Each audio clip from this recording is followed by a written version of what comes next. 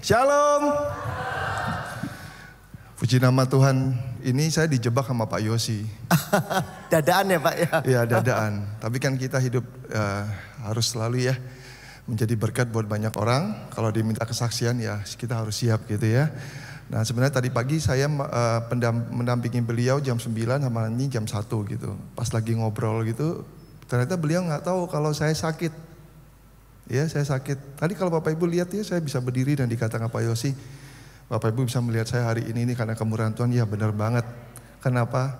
Karena tanggal 5 April kemarin, sewaktu akan pelayanan khotbah di Miracle Night Worship, ya. Nah pada siang itu sore itu ada pelayanan Tuhan itu PW-nya dari Madiun. Jadi mereka datang ke Solo, mereka mampir ke rumah saya, ya kita ada perjamuan kasih. Di waktu itu juga hadir oleh Vero juga ada, sama Rian juga ada di situ. Nah seperti biasa aja gitu ya. Selesai itu mereka balik ke sini, ke Widuran untuk mau cek sound, mau latihan lah. Nah saya bilang nanti saya nyusul sama istri saya. Selesai kira-kira jam 10 kurang, jam 9.30, kami udah prepare semua. Kami berdua seperti biasa ritualnya kami duduk di pinggir ranjang, kami berdua berdoa gandengan tangan, kita berdoa, kita mau berangkat pelayanan. Setelah itu dia balik ke kursi dia ngambil jaket, saya juga ngambil di lemari ngambil jaket. Sewaktu saya ngambil jaket di depan cermin, saya terjatuh. Saya terjatuh. Pada waktu itu terjatuh, saya nggak tahu apa yang terjadi, tapi saya rasa udah lama gitu ya, saya udah lama karena secara roh, saya udah melihat tubuh saya sendiri, hitam. Saya udah keliling-keliling gitu, saya udah lihat dia keliling-keliling. Tiba-tiba ada yang dorong saya masuk lagi ke tubuh saya. Waktu saya masuk lagi, saya buka mata, istri saya, dia mengatakan dia udah tarik-tarik saya, dia udah pukul-pukul saya. Itu bola mata saya udah balik ke atas gitu. Nah, saya nggak mengenal dia. Saya liatin dia. Terus saya lihat, ini baju apa? Terus dia bilang, kan kita mau Miracle Night Worship. Saya bilang, apa itu Miracle Night Worship? Siapa yang pakaiin jaket saya? Kan kamu mau khotbah. Khotbah apa? Saya bilang, khotbah materinya sudah saya kirim. Jadi saya udah gak tahu apa yang terjadi pada saat itu. Tapi saya benar-benar merasakan saya mau muntah. Saya ke wastafel, saya muntah tapi bukan muntah seperti orang mabuk gitu ya. Muntahnya itu dari sini keluar tapi nggak bisa muntah-muntah, nggak bisa muntah-muntah. Nah karena saya udah lemes banget, akhirnya saya duduk di kursi, didudukin sama istri saya, saya duduk. Istri saya telepon Pak Obaja. Ya, dia mengatakan, Pak, Nathan jatuh, nggak bisa berangkat Miracle Night. Dan sekedar informasi Bapak Ibu, selama ini seumur hidup, kami beribadah di keluarga udah puluhan tahun itu nggak pernah istri saya telepon Pak Obaja, even WA aja nggak pernah gitu. Tapi pada saat itu istri saya telepon, itu diangkat. Pak Obaja doain, jujur saya lupa secara detail apa kata-kata Pak Obaja, tapi satu yang teringat yang saya ingat adalah Pak Obaja mengatakan, Nathan, mukjizat masih ada, kamu pasti sembuh, kamu nggak usah pikirin Miracle Night, ya ini tetap berjalan, kamu harus melayani lagi, ada rencana Tuhan, itulah intinya gitu. Saya amin. Nah, Bapak Ibu tahu sewaktu didoakan itu adalah mukjizat pertama yang saya terima. Pada saat itu saya mulai recovery ingatan saya. Saya mulai melihat, oh ini lagi di rumah. Oh ini istri saya. Oh Pak Obaja, gembala kita. Tetap amin, tutup gitu ya, tutup. Saya langsung minta istri saya antar saya ke rumah sakit. Sepanjang perjalanan ke rumah sakit itu pesan taksi online gitu ya, karena kan udah malam juga, nggak ada driver saya juga udah nggak bisa nyetir gitu. Istri dan anak saya ikut, saya mual banget di jalan karena mau muntah. Sampai di rumah sakit, dari rumah kami ke Solo Baru cukup jauh ya.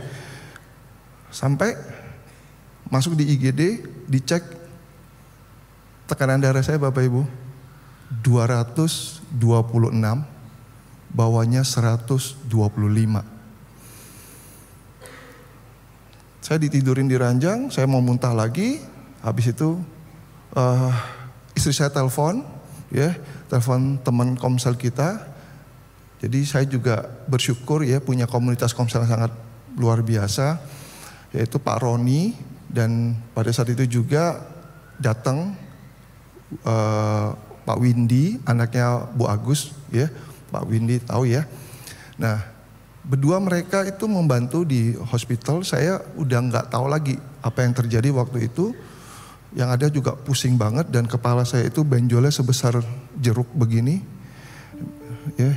Dan waktu saya terjatuh, untungnya nggak lurus. Kalau lurus ini kan bahaya. Tapi ternyata saya tekuk begini, saya baru jatuh. Jadi nancep begini, sini benjol. Singkat cerita saya dibawa ke CT scan, di ruangan di CT scan, hasilnya keluar pada saat itu juga. Kenapa saya bisa jatuh? Karena di pembuluh darah saya itu ada pecah 2 titik. Hasil foto CT scan itu menunjukkan, mungkin dari Bapak Ibu di sini ada yang tenaga medis tahu ya, CT scan itu ada blok putih. Ternyata blok putih itu adalah darah yang udah keluar. Nah, banyak dokter yang datang. Kemarin saya hitung ada 7 dokter spesialis, termasuk dokter IGD, dokter penyakit dalam, dokter saraf, dokter bedah saraf, dokter jantung, dokter gizi, terus dokter THT juga ada. Jadi mereka, saya nggak tahu apa yang terjadi karena saya memang nggak punya pengalaman stroke itu seperti apa gitu kan. Nah, dikatakan ini kena stroke, tapi saya baru taunya besok harinya. Nah, karena gini, saya heran kenapa saya diminta angkat kaki, tangannya diminta begini-begini, ada apa gitu kan? Saya nggak ngerti. Besoknya saya dikasih tahu bahwa saya kena stroke, tapi istri saya menghibur saya. Ini stroke ringan gitu. Stroke ringan, iya stroke ringan. Oke, mana? Saya lihat, wah.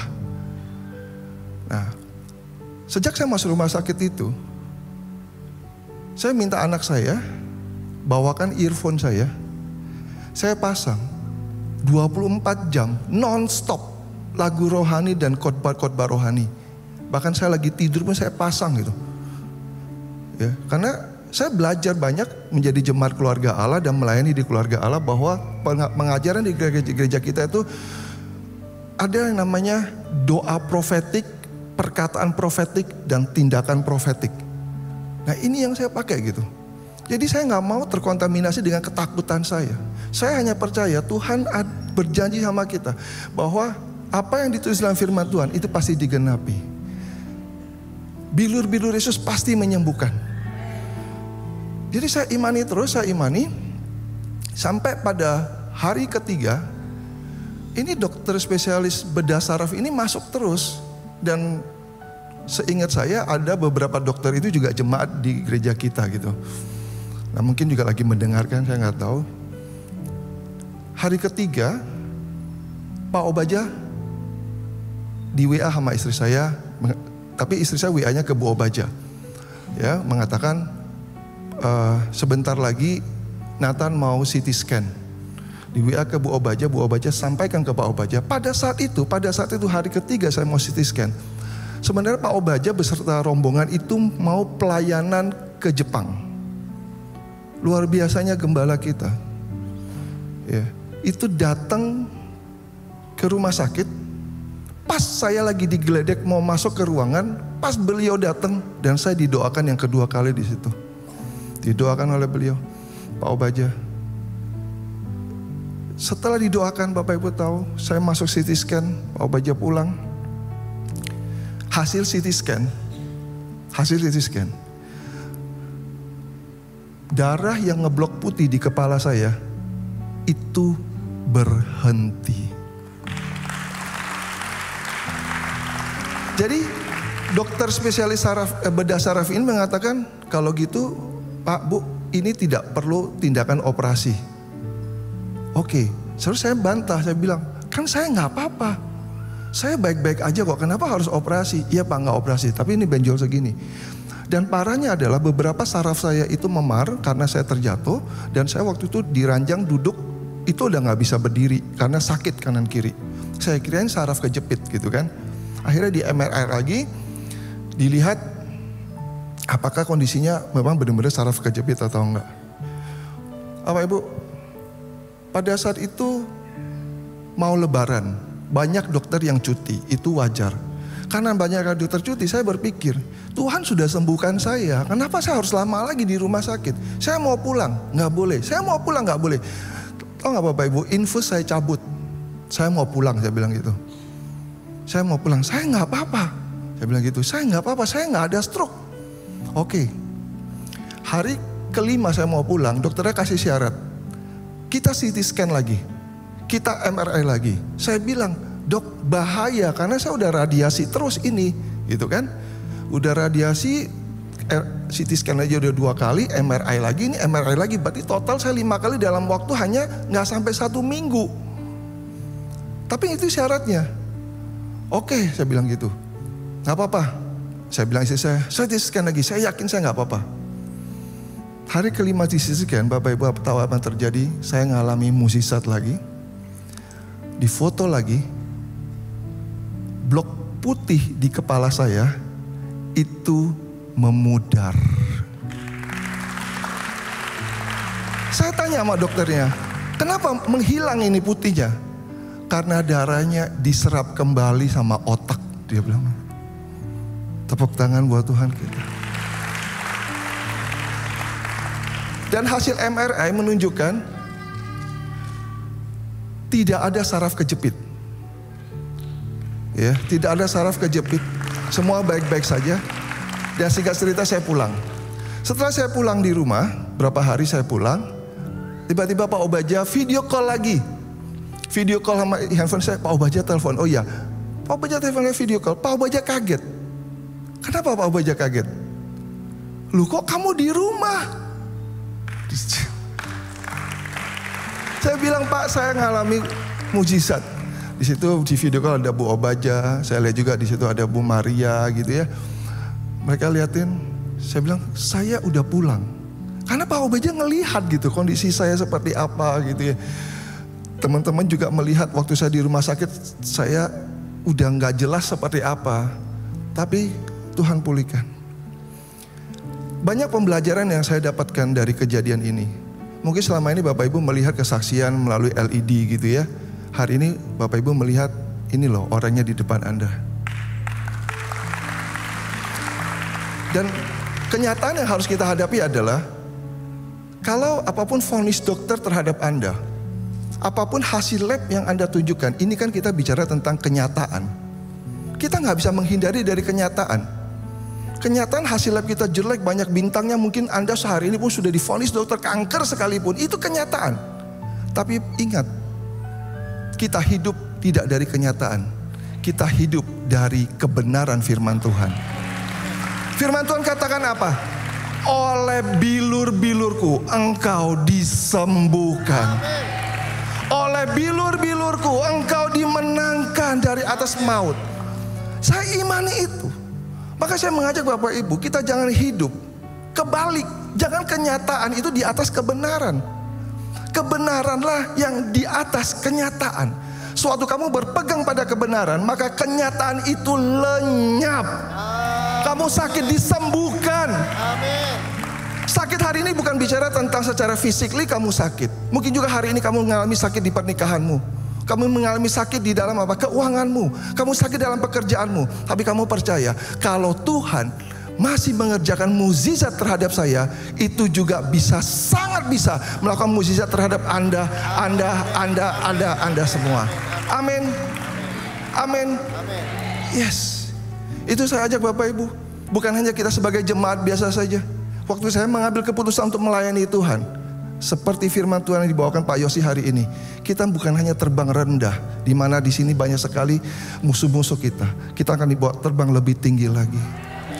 Ayo Bapak Ibu, engkau jangan jadi hanya jemaat biasa. Ambil komitmen, sama-sama kita datang melayani Tuhan. Sama-sama kita terbang tinggi bersama Tuhan. Suatu kamu terbang tinggi, tidak ada satupun yang dapat mengalahkanmu. Haleluya. Demikian kesaksian saya, Tuhan Yesus memberkati.